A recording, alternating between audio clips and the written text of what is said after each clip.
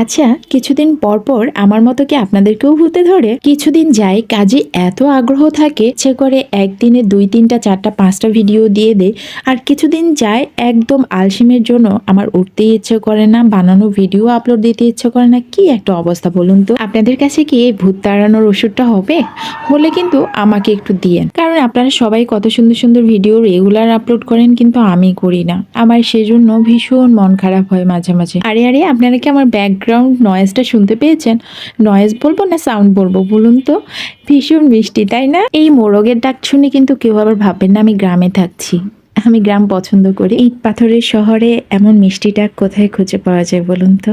আমার তো ভীষণ ভালো লাগে। ওই দেখুন, কত বকবক করতে করতে আমার টিউলিপ কিন্তু বানানো হয়েই গিয়েছে। এখানে ফুলগুলি বানানোর জন্য আমি পিস্তা শেল ব্যবহার করেছি, আর পাতাগুলির জন্য ফোম শিট ব্যবহার করেছি। আর্টিফিশিয়াল টিউলিপ কিনতে চেয়েছিলাম, অনেক দাম। যাক বাবা, রিসাইকেল